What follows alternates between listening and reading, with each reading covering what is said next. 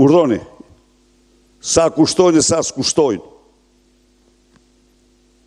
Këto ngjyra janë ose të haremeve, ose të kinemave të seksit në Pigalle. Atje i kam pa unë këto. Po. Absolutisht. Ja pra. Nga larg. Sigurisht nga larg.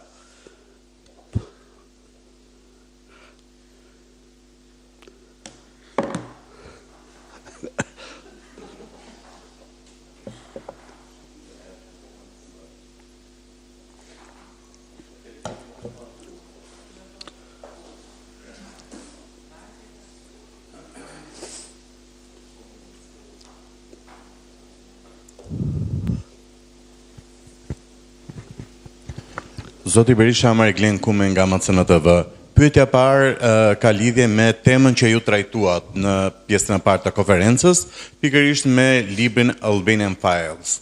Cili është elementi që sipas jush ose sipas Partisë Demokratike e ngarkon me përgjegjësi penale kryeministrin Edi Rama tek ai libër, për të cilin ka thënë se nuk është ai autori, por ka bërë vetëm parathënien e tij. Çfarë di Partia Demokratike më shumë rreth kësaj? Dhe pyetja e dytë, ose po marr përgjigjen parë. Së pari do të them haptas, unë vetëm 2 javë më parë kam marrë vesh ekzistencën e këtij libri. Nuk kisha ndëgjuar kur për të. Dhe vetë autori pranon se e ka zhvilluar në mënyrë sekrete, ndaj e ka quajtur dosja, duke duke krahasuar me dosjen e sigurimit të shtetit. I kupto tani? Prandaj them unë që kjo ngjarje nuk është regjistruar në Makondon e Garcia Marquesit. Ne po e studiojmë këtë se kjo është, thash, dosja më kriminale. Ato projekte janë të gjitha të porositura me udhëzimin, orientimin e Edi Ramës. Ato projekte janë të miratuara nga Edi Rama. Se nuk ka studio në botë që të vi dhe të nglediset duke bërë një hotel mbi kanjonin e Gjipes, pse i shkrepin mendja ati. Kuj do t'ja thotë Edi Rama këto? Ndaj dhe ai nuk shpëton nga kjo. Kjo është Shqipëria çiflik i Edi Ramës, i dorëzuar totalisht mafjes së drogës dhe organizatave kriminale për ndërtim, për zhvillim, për larje parash, kjo është e gjithë. Nuk ka histori tjetër këtu. Pak javë më përpara, ju në një konferencë deklaruat se për demokratët nuk do të ketë verë, pushime vere në thonjza, po them, pasi do të jenë në aksion. Ndërkohë që protesta e qytetarëve këto 35 ditë në një farë mënyre pezulloi planin ose programin e PD-s për këtë. Pyetja ime është, a do të ketë Partia Demokratike protest tjetër në këtë verë, po them, ose në vijim, dhe do të ndryshoni strategji për mënyrën se si do t'i bëni këto protesta, apo si edhe më parë? Zoti Kume, qëndrimi ynë ndaj protestës po i ripërsëris, ka qenë. Protestën nuk është e jona. Nuk bëjmë asë një përpjekje në mënyrë absolute për ta akaparuar atë, asë për ta përça. Marrim pjesë në protest me të gjithë mundësitë tona, me antarë dhe mbështetës, pa asnjë simbol partjak, thjesht si qytetar. Dhe kjo është të vërtet.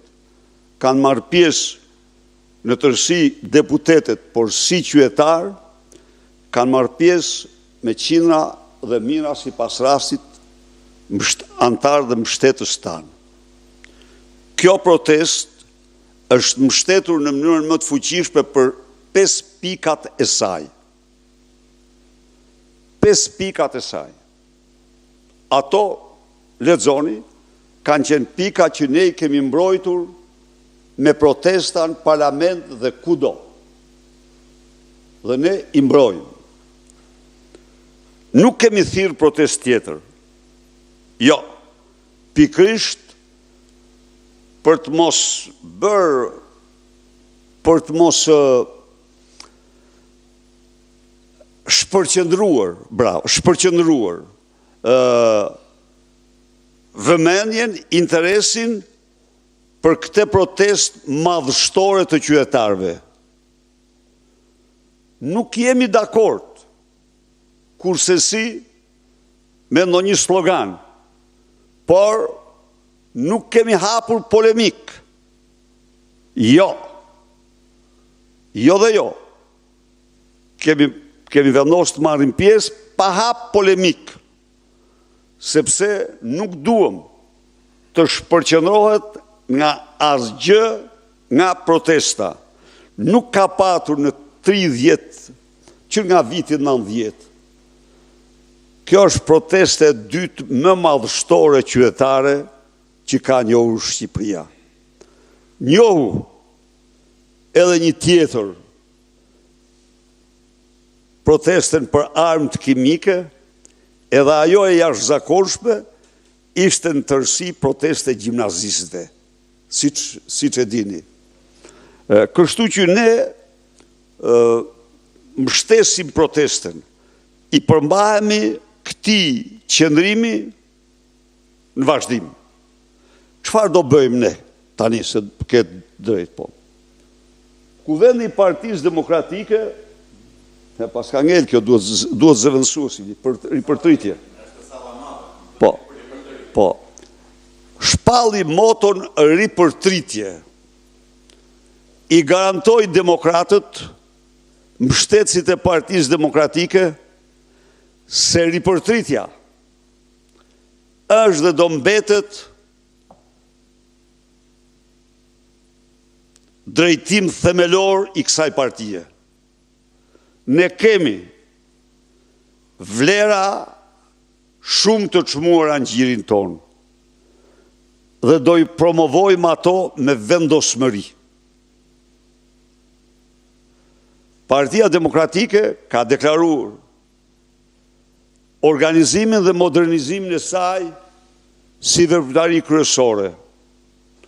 Siç ju kam informuar, me Instituti Republikan Amerikan ka përgatitur për ne një platformë të shkëlqyer, e cila do zbërthehet në të gjitha nivelet e partisë për organizimin dhe modernizimin e partisë. Së treti, me 2 fondacionet më të famshme të qendrës së djathtë në botë, Konrad Adenauer dhe Heritage, ne kemi përgatitur vizionin e Partisë Demokratike. Pra, siç e shef, nuk mund të ketë pushime për këtë parti, ka betejë, ka punë dhe vetëm punë. Cila do të jetë marrëdhënia e Partisë Demokratike me parlamentin? A do të vazhdojë bojkoti parlamentar me kushtin e shqyrtimit të 5 kërkesave të protestuesve? Nuk kemi bojkotuar parlamentin. Kemi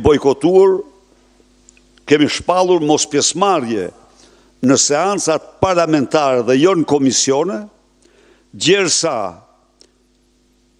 Edi Rama të mos bllokoj paraqitjen në parlament të amandamenteve që kanë dorëzuar deputetët tanë për ndryshimin e ligjeve që kërkojnë përfaqësuesit e protestës. Mbajtja e tyre pa i paraqitur në parlament është një fyrje shumë e rëndë për opozitën, protestën dhe për shqiptarët. Është një dhunim i të drejtave kushtetuese të deputetëve të opozitës. Kjo është arsyeja dhe ky është qëndrimi. Të vendos kryesia, ti paraqesim, ti diskutojmë, është një detyrimi më minimal i parlamentit ndaj publikut, ndaj shqiptarëve dhe shqiptarëve në protestë. Zoti Berisha, të ndalemi pak te dy fundet e dy përgjigjeve tuaja.